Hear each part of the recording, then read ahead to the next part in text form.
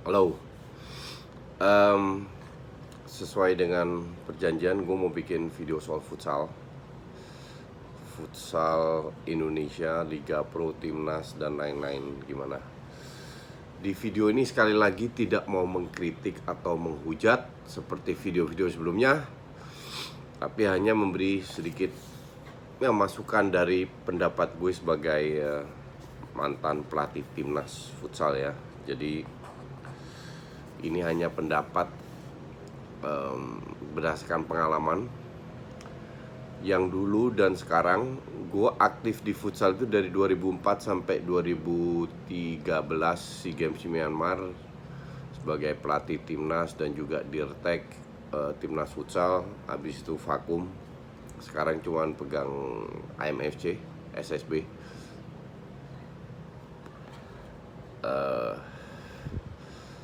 Sebenarnya gue pengen balik, cuman ada klub dari luar Jakarta yang menawarkan, tapi gue nggak bisa keluar dari Jakarta karena ya aktivitas yang lain termasuk siaran di TV dan lain-lain membuat gue stuck di Jakarta. Jadi agak sulit untuk kembali lagi ke futsal Liga Pro. Oke? Jadi gini, sedikit pilek. Gue tidak mau membandingkan dengan dulu-dulu. Tidak membandingkan dalam arti dulu tidak selalu bagus, karena sikon kan sangat berbeda, pemain berbeda, fasilitas berbeda, strategi berbeda, semua berbeda. Jadi nggak fair untuk dibanding-bandingkan. Dulu itu tidak selalu lebih bagus. Oke? Kita bicara fakta aja, kita bicara realita. Pada saat gue mundur berapa tahun itu 3 kali timnas kita kalah dari Myanmar dalam setahun. 3 kali kalah dari Malaysia, dan itu menyedihkan. Jujur aja, terakhir gue kalah lawan Malaysia itu kalau nggak salah 2007 atau 2008. Dia 2007 terakhir. Habis itu kalah, habis itu kita nggak pernah kalah lagi sampai gue mundur. Apakah Malaysia sehebat itu dan Myanmar? Gue bilang sama sekali tidak. Bahkan gue berani garansi, kalau gue sekarang pegang timnas, gue garansi 1.000.000% gue bisa menang lawan Malaysia dan Myanmar. Karena gue lihat Malaysia mainnya tidak jauh beda dengan dulu, dan kualitas pemain kita itu di atas mereka. Oke?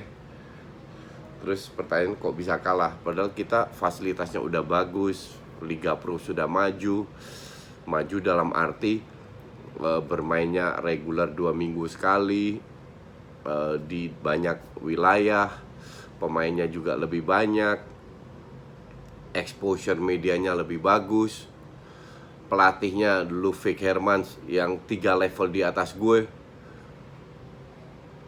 Sekarang pelatih Jepang juga, bekas pemain waktu dia main di timnas 2005, gue ketemu mereka, gue pelatihnya waktu itu event gue pertama. Tapi faktanya adalah kenapa kita 2 kali gagal masuk 4 besar, dan terakhir di bawah pelatih baru ini hanya ranking 3 main di kandang. Oke? Zaman gue kita nggak pernah main di kandang. Itu fakta. It's not good or bad, ini fakta. Semua orang boleh menilai gimana. Gue punya penilaian sendiri. Kalau kalian lihat di video gue yang pertama tentang solusi bukan kritikan, itu gue sudah bilang kan, di sepak bola sama di futsal nggak jauh beda. Kenapa? Karena pemain timnas di sepak bola dan futsal lahir dari kompetisi lokal. Beda dengan pemain timnas, contoh pemain timnas Spanyol atau Jerman, banyak, Belanda. Pemain timnas Belanda banyak yang dari luar kompetisi. Oke? Kalau di Inggris kan ya dari Inggris aja. Seperti kita, rata-rata pemain timnas Indonesia, bukan rata, semua pemain timnas kita pada saat ini bermain dari kompetisi Liga Pro sendiri. Kalau timnasnya jelek, artinya kompetisinya juga nggak bagus. Dan itu sangat kelihatan bahwa gaya bermain dari Liga Pro itu dibawa ke timnas. Gue baru saja nonton U20, nggak jauh beda dari sisi permainan. Walaupun gue bilang harusnya kita tadi bisa menang lawan Vietnam, karena Vietnam jelek banget. Oke.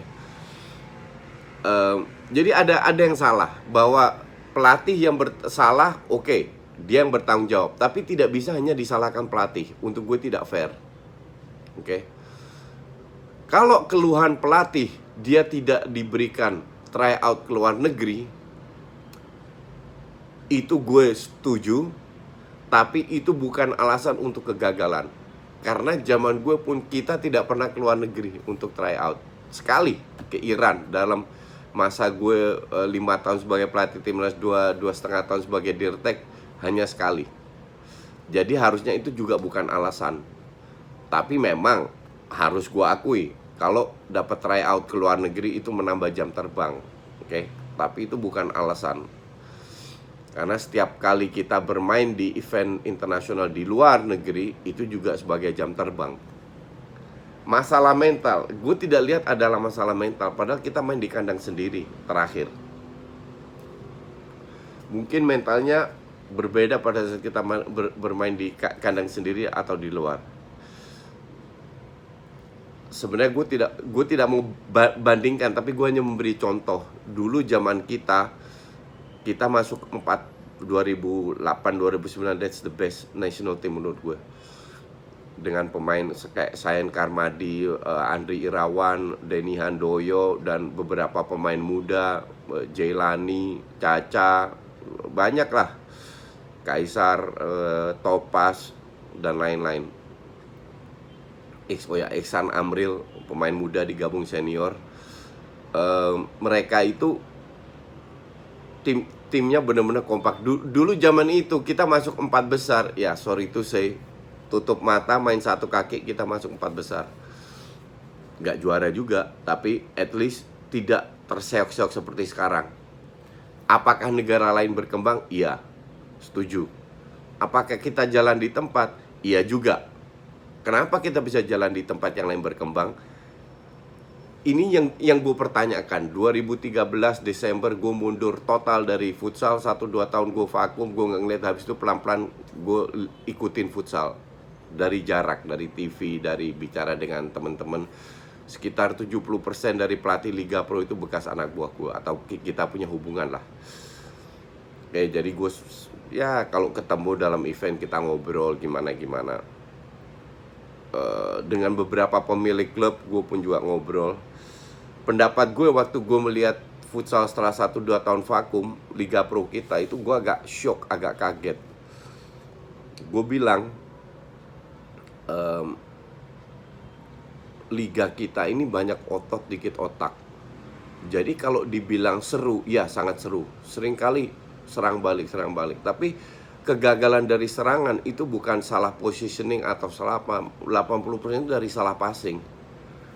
Artinya passing kita itu tidak akurat, tapi itu sudah dari zaman dulu.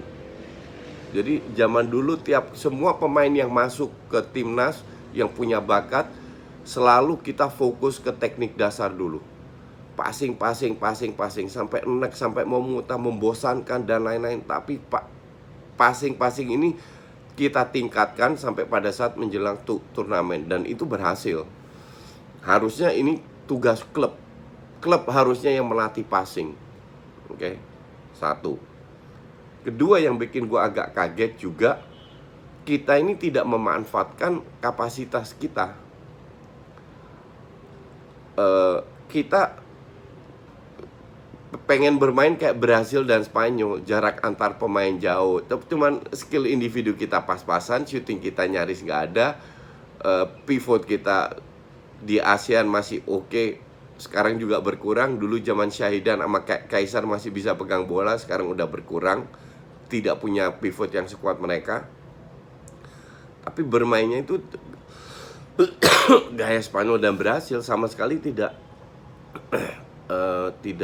sesuai dengan kapasitas pemain kita. Berapa tahun yang lalu, waktu ketua AFC yang gue sudah lama kenal dari Iran, ketua futsal, direktur futsal di AFC, Ali Targolisade, Dia bilang dia kaget bahwa lihat permainan kita itu cepat ya, sirkulasi bola cepat, semua cepat. Ya gue setuju. Salah satu kekuatan kita adalah speed menuju ke 10-15 meter ke depan, dan itu gue bilang nggak dimanfaatkan. Jadi yang salah di mana? Salah di mana? Salah di strategi. Fair. Ini gue ada satu cerita. Waktu zaman Vic Hermans pegang U20 kualifikasi. Kebetulan Dedi asistennya Yuri. Dedi itu anak buah gue sudah lama. Gue masih ingat waktu itu lawan Jepang. Lawan Jepang, kita pada saat kita di high press, kita main 3-1. Pada saat kita di high press, kita nggak bisa keluar, kehilangan bola. Dan berkali-kali begitu. Match sebelumnya juga gitu. Tapi lawan Jerman itu untuk gue udah puncaknya. Sampai gue udah kesel gimana. Gue sangat tahu posisi gue adalah penonton. Gue bukan pengurus, gue tidak punya klub, gue sama sekali tidak ada kepentingan. Karena cintanya dengan futsal ini, dan kebetulan gue tahu sedikit strategi lah, gue ingin memberi masukan. Tapi gimana caranya agar tidak kelihatan gue sok intervensi. Gue WhatsApp Dedi, gue bilang, Dad, lu coba bilang ke Yori, kasih masukan aja tanpa menggurui, bahwa pada saat kita bermain dengan 3 di belakang, 1 pivot di depan, kita di press nggak bisa keluar. Kenapa pivotnya nggak turun? Pivot turun, at least lu bisa passing ke 4 orang dan lu meng-create ruang di belakangnya. Karena pada saat dia turun kan lawannya ikut turun. Nah itu lu bisa manfaatkan dengan contoh bola atas. Oke? Hanya itu aja. Nampaknya Dedi sampaikan, gue nggak tahu apa yang terjadi gimana. Tapi gue juga bilang sama Dedi, kalau dia nggak setuju nggak masalah, minimal lu sebagai asisten lu harus menyampaikan. Besoknya Vic Hermans WhatsApp gue, marah-marah. Gue baca dia kasih 100 kalimat, gue balas 1000 kalimat. Gue jelaskan kalau gue mau mengkritik kalian, itu gue udah dari kapan tahun gue hajar kiri kanan. Tugas gue adalah mengkritik. Gue ngomong di TV itu dibayar untuk mengkritik. Oke? Tapi itu tidak gue lakukan, karena gue tahu gue hanya penonton. Besoknya lagi dia WhatsApp, tapi nadanya udah jauh lebih friendly. Nah, inilah enaknya kalau ngomong sama orang Belanda. Hari ini kita marah-marah, besoknya udah santai, karena nggak ada baperan. Ini gue jelaskan apa yang gue inginkan, tidak ada intervention. Bahkan gue WhatsApp ke Sekjen juga, Pak Edi, gue jelaskan juga, ini hanya keinginan gue sebagai mantan pelatih timnas agar kita bermain lebih bagus. Terus kalau ada orang bilang, ya kita lolos grup. Jangan salah, lu seri lawan Vietnam dan Jepang itu di detik-detik terakhir dengan power play. Jadi faktor lucknya gede. Jangan lu bilang lu merasa bagus karena lu lolos. Lebih ke faktor luck. Menang kalah itu hal yang biasa, tapi kita lihat prosesnya, bagaimana kita bermain dan lain-lain.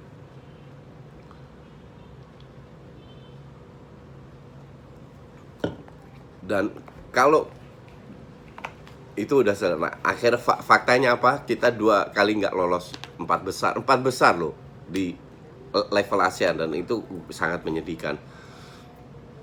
Vic Hermans ganti, sekarang kayak Kensuke masuk. Gue lihat kita kalah lagi lawan Malaysia, jadi rank 3. Ya gue jujur, kalau gue boleh jujur, gue tidak melihat banyak perubahan yang dilakukan Vic Hermans maupun pelatih sekarang. Untuk gue itu old school. Untuk gue kita tidak memanfaatkan kapasitas pemain Indonesia. Kalau kita lihat tadi match waktu Sri lawan Vietnam 3-3, hampir nyaris tidak begitu banyak serangan di depan gawang. Yang ada shooting di lini kedua dengan jarak 10-12 meter. Nah itu kejauhan. Tidak memanfaatkan set play. Mungkin Kensuke punya set play, mungkin, tapi mungkin tidak dijalankan oleh pemain. Gue nggak tahu, makanya gue tidak mau kritik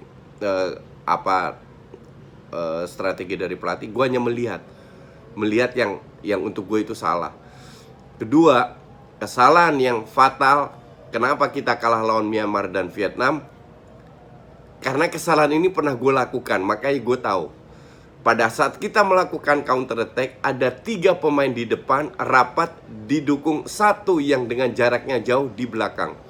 Artinya, kalau kita kehilangan bola, melakukan transisi, ada jarak sekitar 10% vakum yang bisa 10 meter, 12 meter yang bisa dimanfaatkan oleh lawan. Oke. Ini dulu sebelum 2007 kita sudah menang tipis, kalah tipis lawan Malaysia. Habis itu gue bantai 7-2, habis itu mereka nggak pernah menang lawan kita. Mungkin sekali seri, sisanya kalah. Ya karena ini gue manfaatkan. Gue tidak bermain dengan counter attack ya. Transisi tidak bermain dengan 3 terlalu jauh ke depan. Gue bermain dengan 2-2 dengan counter. 2 di belakang, 2 dari sayap masuk ke depan. Dan 1 mungkin agak maju dikit 1-2 meter, oke, nggak masalah untuk distribusi bola.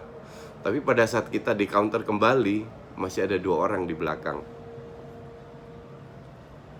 Ini hanya masukan, bisa berjalan bisa tidak, nggak tahu. Kedua adalah efektivitas. Shootingan pemain kita itu jelek. Oke.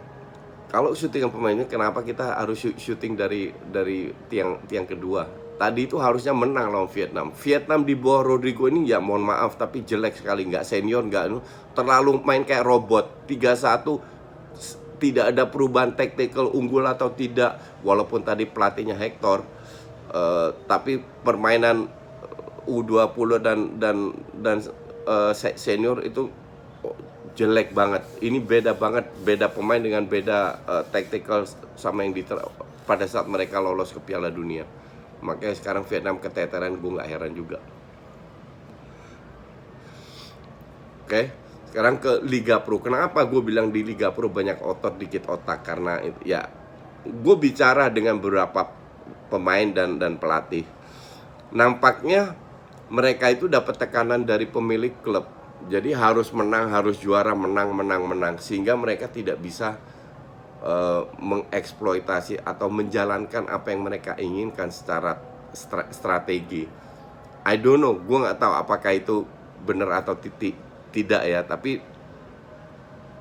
gue kenal banyak pelatih, harusnya mereka tahu, mereka belajar dari gue.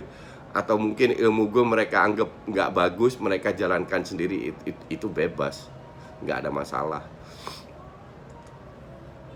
Oke. Terus yang gue juga melihat, tambah lama Liga Pro berjalan, tambah banyak pelatih-pelatih baru. Bukannya tambah tua pelatih, tapi tambah muda. Alasannya kenapa? Gue nggak tahu alasannya apa, tapi feeling gue karena pelatih muda itu bayarannya kecil. Tambah tua kan, tambah berpengalaman, tambah mahal. Nah ini yang gue agak sesalkan. Ada beberapa pelatih senior yang menurut gue berpotensi itu nganggur. Sangat amat disayangkan. Harusnya mereka pegang klub, punya klub. Bahwa kita mendatangkan pelatih luar, untuk gue nggak masalah, asal pelatihnya bisa adaptasi kembali lagi dengan kapasitas kita. Oke. Soal pemain luar negeri, di video kedua gue jelaskan larangan, dan di futsal untuk gue juga di sini gue beda pendapat dengan FFI. Untuk gue harusnya nggak ada pemain luar. Kenapa? Pemain luar kita itu terlalu jauh kualitasnya, dengan akhirnya semua permainan tergantung dari 2 pemain asing ini yang bermain di tim. Sangat kelihatan Black Steel dengan 2 pemain Thailand, mereka bermain luar biasa. Pada saat 2 pemain ini nggak ada di Final Four, jeblok. Pelindo nggak ada 2 pemain Thai itu hancur-hancuran. 2 pemain Thai masuk baru mereka meroket. Ini hanya sebuah contoh. Apakah itu menguntungkan timnas, menguntungkan perkembangan pemain? Nggak sama sekali. Saya juara dengan Black Steel itu tanpa pemain luar. Fakta. Kita nggak berandai-andai. Oke. Nah, maka dari itu untuk gue lebih baik nggak ada pemain luar sama sekali. Pelatih luar beda. Tapi yang gue melihat yang benar-benar berusaha untuk bermain dengan kapasitas main itu timnya Andri Irawan dengan Wilan. tim dari Samarinda, gue lupa namanya apa. Itu bener-bener mainnya bagus banget, tapi karena pemainnya muda semua, kurang jam terbang, mereka nggak masuk 4 besar. Padahal dari sisi permainan itu yang sebenarnya pengen gue lihat. Jadi bermain sesuai dengan kapasitas, manfaatkan speed kita di 10-11 meter, tarik lebih rapat lagi, manfaatkan set play, manfaatkan set piece. Dan itu gue melihat sangat kurang. Mungkin sekali lagi, mungkin pelatih yang sekarang berpendapat bahwa pemain tidak bisa menjalankan apa yang dia inginkan secara yang lebih rumit. Maka dari itu dia bermain lebih simpel lagi, bisa juga. Makanya sekali lagi gue tidak mau menuduh, gue respect semua pelatih di Liga Pro, Vic Hermans, Kensuke. Tapi gue hanya bilang gue punya pendapat yang berbeda yang ingin gue share, sehingga kalian yang nonton ini juga mendapatkan, oh ternyata bisa bermain seperti itu. Gitu. Jadi, oh ya, satu ingin gue sampaikan. Kita seperti di sepak bola nggak ada pembinaan sama sekali. Tapi beruntung ada yang namanya AAFI. Ini harus gue sebut. Asosiasi Akademi Futsal Indonesia ini organisasi non-profit. Nggak ada yang dibayar, nggak ada yang keluar. Itu luar biasa. Mereka sekarang punya cabang di puluhan kota di Indonesia. Dan yang mereka lakukan adalah kompetisi. Benar-benar kompetisi. Ya, benar-benar kompetisi untuk U17 ke bawah. Dan AMFC, SSB gue pun juga ikut. Ini bukan masalah menang kalah, tapi di mana para pemain-pemain muda ini dari usia dini sudah dilatih. Bukan hydrokoko atau pokari dan lainnya. Itu cuman antar itu gue anggap turnamen yang waktu pendek. Tapi AAFI ini luar biasa. Kalian boleh follow IG mereka, ngelihat sendiri. Sayan ada di dalam, ketuanya Didi. Untuk gue manusia yang luar biasa ini orang. Memberikan banyak waktu dan effort untuk untuk futsal, pembinaan futsal Indonesia. Sayang sekali masih ada mungkin miskomunikasi atau apa, tidak ada kerjasama antara FFI dan AAFI. Harusnya ada, dan AAFI ini tidak diakui oleh FFI dan PSSI mungkin. Dan gue bilang itu nggak ada masalah, karena kerjaan mereka udah bener banget. Hanya mungkin kurang organize, kurang organize dalam arti karena memang sedikit banget sponsor atau nyaris nggak ada sponsor, dan semua serba sukarela. Di sini gue lihat bahwa animo futsal Indonesia itu luar biasa. Banyak sekali orang sukarela, nggak ada duit, terlibat ingin kerja untuk futsal, dan itu gue hargai banget. Makanya gue dari dulu lebih suka terjun ke futsal daripada sepak bola. Itu alasannya. Coba follow AAFI di IG, kalian bisa lihat aktivitas AFI itu seperti apa.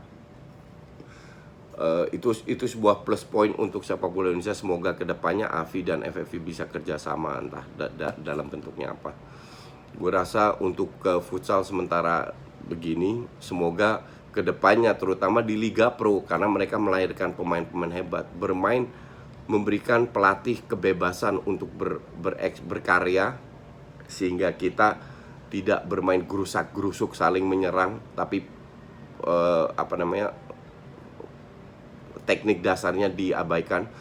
Gue usulkan fokus ke teknik dasar, terutama passing, kontrol, dan shooting. Kurangin dribbling, manfaatkan 10-15 meter, dan bermain tanpa pivot. Karena kalau level kita sudah Asia dan dunia, kan kita target mau ikut Piala Dunia, bermain tanpa pivot. Kalau bisa tanpa pemain luar negeri juga, tapi itu bebas, itu pilihan. Ini so far masukan gue, video gue tentang futsal Indonesia. Ya, we'll see. Next topic gue belum tahu videonya kapan, tentang apa. Kita lihat apa yang lagi hot, ntar gue kasih masukan. Seperti biasa, masukan gue selalu out of the box, dari sudut pandang yang berbeda, tanpa menghina, memfitnah, menghujat, dan lain-lain. Solusi, kalau kalian suka tolong dibantu promo, kalau nggak suka nggak masalah, bebas. Thanks for watching.